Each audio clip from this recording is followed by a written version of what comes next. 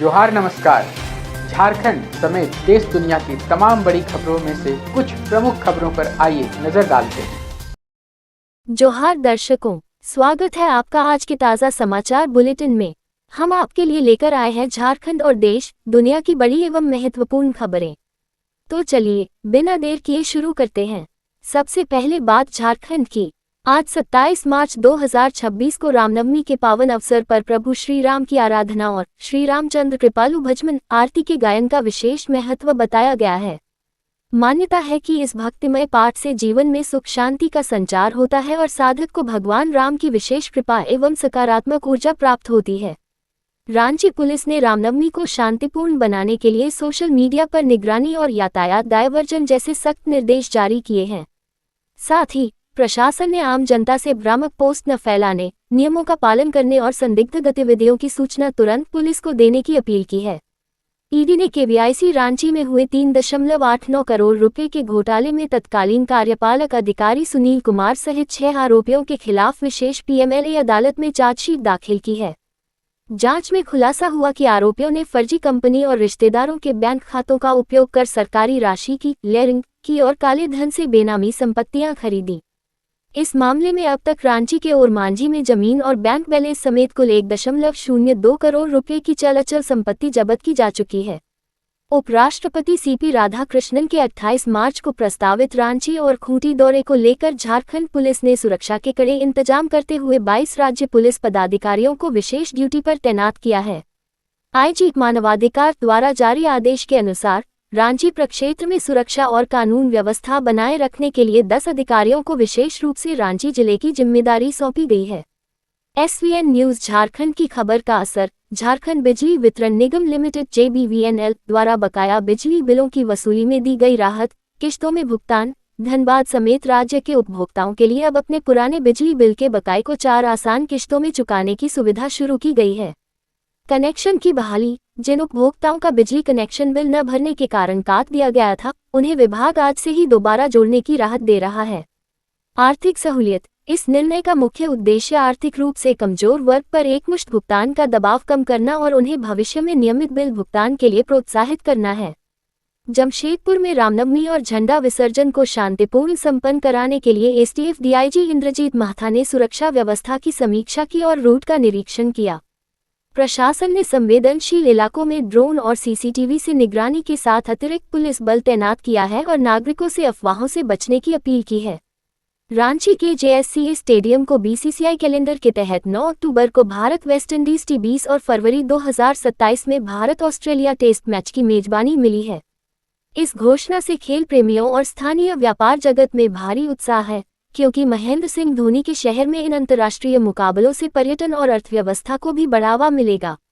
JSCA प्रशासन ने इन आयोजनों को सफल बनाने के लिए विश्वस्तरीय तैयारियां शुरू करने का भरोसा दिलाया है।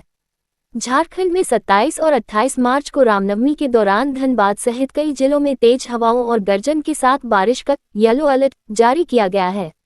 मौसम विभाग ने श्रद्धालुओं और किसानों को सुरक्षित रहने की सलाह दी है, क्योंकि इस बदलाव से तापमान में उतार चढ़ाव के साथ 40 किलोमीटर घंटा की रफ्तार से हवाएं चल सकती हैं। देवघर के नए civil surgeon doctor Ramesh Kumar ने पदभार संभालते ही चिकित्सकों को समय पर ड्यूटी करने और गोल्डन आवर की महत्ता समझते हुए तत्पर रहने के सख्त निर्देश दिए हैं। उन्होंने स्पष्ट किया है कि स्वास्थ्य व्यवस्था में सुधार के लिए अस्पतालों का औचक निरीक्षण किया जाएगा और किसी भी प्रकार की लापरवाही बर्दाश्त नहीं की जाएगी। रांची के डीसी कार्यालय को एक बार फिर ईमेल के जरिए बम से उड़ाने की धमकी मिली है, जिसके बाद पुलिस और बम निरोधक दस्ते ने पूरे परिसर की गहन तलाशी ली, लेकिन कोई संदिग्ध वस्तु नहीं मिली। पुलिस इस मास्क ईमेल के IP एड्रेस को ट्रैक करने में जुटी है, जबकि जांच में पूर्व के ऐसे ही धमकी भरे मेल आयरलैंड और अन्य विदेशी सर्वरों से भेजे जाने की बात सामने आई है। झारखंड से चलने वाली कई स्पेशल ट्रेनों के परिचालन की अवधि 31 मार्च 2026 को समाप्त हो रही है, जिससे धनबाद और गोमो रूट के यात्रियों के लिए ट्रेनों की कमी होने की संभावना है। हालांकि धनबाद रेल मंडल ने यात्रियों की भारी भीड़ और वेटिंग लिस्ट को देखते हुए कई ट्रेनों के विस्तार और उन्हें नियमित करने का प्रस्ताव रेलवे बोर्ड को भेजा है। रांची के बिरसा मुंडा एयरपोर्ट ने 29 मार्च से प्रभावी नया समर शेड्यूल जारी किया है, जिसके तहत दिल्ली, मुंबई और बेंगलुरु जैसे प्रमुख शहरों के लिए रोजाना 24 उड़ानें संचालित होंगी। ये पहल गर्मी की छुट्टियों में हिल स्टेशनों और अन्य राज्यों की यात्रा करने वाले यात्रियों को बेहतर कनेक्टिविटी और सुविधा प्रदान करने के उद्देश्य से की गई है। अब दिलचस्प बात यह है कि आम जनता के रेल के फेरी को घटाया जा रहा और धनवानों के लिए हवाई जहाज की फेरी बढ़ाई जा रही है। रांची रेल मंडल में 50,000 रुपये की रिश्वतखोरी के मामले में संलिप्तता के संदेह में सीनियर डीसीएम शुचि सिंह को उनके पद से हटा दिया गया है। सीबीआई द्वारा की गई पूछताछ और वाणिज्यिक इंस्पेक्टर हिमांशु शेखर की गिरफ्तारी के बाद दक्षिण पूर्व रेलवे ने यह बड़ी प्रशासनिक कार्रवाई की है। शुचि सिंह के स्थान पर अब श्रेया सिंह को रांची मंडल का नया वरिष्ठ मंडल वाणिज्यिक प्रबंधक सीनियर डीसीएम नियुक्त किया गया है।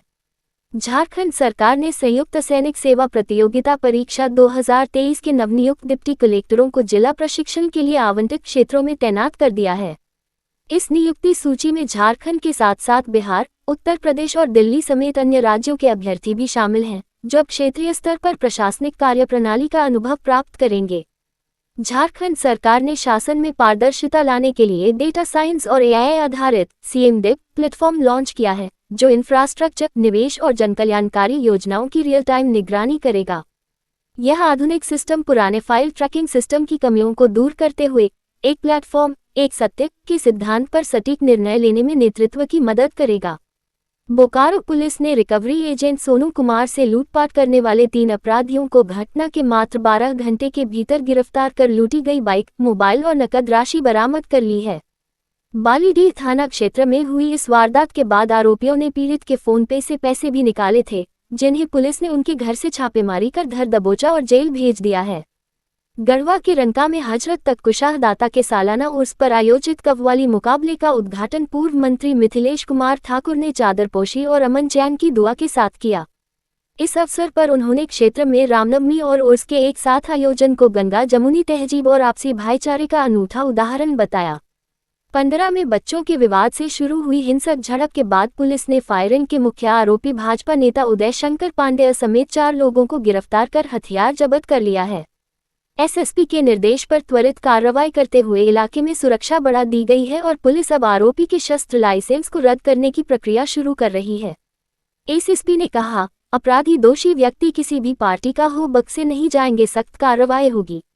गुमला नगर परिषद की अध्यक्ष शकुंतला उरांव और उपाध्यक्ष ने प्रशासक मनीष कुमार पर दुर्व्यवहार का आरोप लगाते हुए उनके खिलाफ डीसी और एससी/एसटी थाने में शिकायत दर्ज कराई है। विवाद रामनवमी की तैयारियों को लेकर हुई बैठक में शुरू हुआ, जहां अध्यक्ष ने अपमान का दावा किया है, जबकि प्रशासक ने इन आरोपों को नकारते हुए केवल नियम समझाने की बात कही है। नवनिर्वाचित जनप्रतिनिधियों ने कहा, अधिकारी अहंकार के कारण करते हैं दुर्व्यवहार। पलामू के पड़वा में ग्रामीणों ने बच्चा चोरी के संदेह में 2 युवकों को पकड़कर पुलिस के हवाले किया है, जिन पर एक 10 वर्षीय बच्ची को बेहोश कर बक्से में बंद करने का आरोप है। थाना प्रभारी ने इसे बच्चा चोरी की अफवाह से जुड़ा मामला बताते हुए दोनों युवकों को हिरासत में लिया है और घटना की गहन छानबीन शुरू कर दी है। कोडरमा में जंगली हाथियों का आतंक बढ़ता जा रहा है, जहां बीती रात झरीटांड और ढेबुआडी गांवों में हाथियों ने मवेशियों को कुचलकर मार डाला और गौशालाओं को भारी नुकसान पहुंचाया। इलाके में पहले ही इंसानी जानों के नुकसान के बाद अब मवेशियों पर हुए हमलों से ग्रामीणों में भारी दहशत और वन विभाग की विफलता के खिलाफ गहरा आक्रोश है। अब देखिए राष्ट्रीय एवं अंतर्राष्ट्रीय सुर्खियां। नेपाल की राजनीति में नया इतिहास रचते हुए 35 वर्षीय बालेन शाह आज रामनवमी के अवसर पर देश के सबसे युवा प्रधानमंत्री के रूप में शपथ लेंगे। उनकी पार्टी राष्ट्रीय स्वतंत्र पार्टी आरएसपी ने संसदीय चुनाव में 182 सीटों के साथ प्रचंड बहुमत हासिल किया है, जिसमें उन्होंने पूर्व प्रधानमंत्री केपी शर्मा ओली जैसे दिग्गजों को हराकर पारंपरिक सत्ता को उखाड़ फेंका है। रैपर से पीएम की कुर्सी तक पहुंचे आज नेपाल के सबसे युवा प्रधानमंत्री पद की शपथ लेंगे बालेन शाह।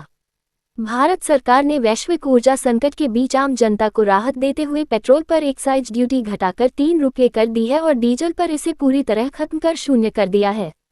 वहीं घरेलू उपलब्धता सुनिश्चित करने के लिए पेट्रोल डीजल के निर्यात नियमों को कड़ा किया गया है, जबकि हवाई ईंधन एटीएफ पर नई ड्यूटी लगाने से हवाई सफर महंगा होने के आसार हैं।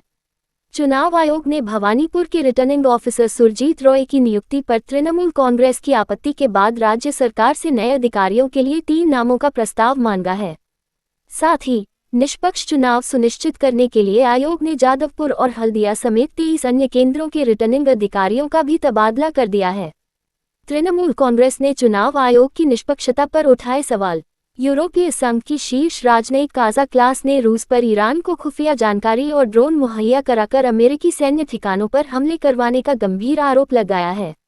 दूसरी ओर राष्ट्रपति डोनाल्ड ट्रंप ने ईरान को बातचीत के लिए 6 अप्रैल 2026 तक की मोहलत दी है, जबकि पाकिस्तान इस तनाव को कम करने के लिए अमेरिका और ईरान के बीच मध्यस्थता कर रहा है। ईरान की सेना IRGC ने ऑपरेशन ट्रू प्रॉमिस 4 के तहत अमेरिका और इजरायल की कई सैन्य ठिकानों तथा तेल डिपो पर मिसाइलों और ड्रोन से भीषण हमला किया है। दूसरी ओर कंबाइंड फोर्सेज की जवाबी कार्रवाई में ईरान के परमाणु प्लांट के पास स्थित ठिकानों को भारी नुकसान पहुंचा है और इजरायल ने ईरानी नौसेना कमांडर अलीरेजा तंगसेरी को मार गिराने का दावा किया है। ये थी आज की बड़ी खबरें। अगर आप ऐसे ही अपडेट्स पाना चाहते हैं तो हमारे YouTube चैनल को सब्सक्राइब करें, फेसबुक पेज को लाइक करें और इस वीडियो को लाइक एवं शेयर जरूर करें। फिर मिलेंगे अगले बुलेटिन में। तब तक के लिए जोहार और नमस्ते। कैसी लगी हमारी ये खबर हमें बताइएगा ज़रूर। कैमरा के पीछे से मेरा सहयोग कर रहे अजय महतो, आनंद चौहान और युगल किशोर भगत के साथ मैं जरत पिंटू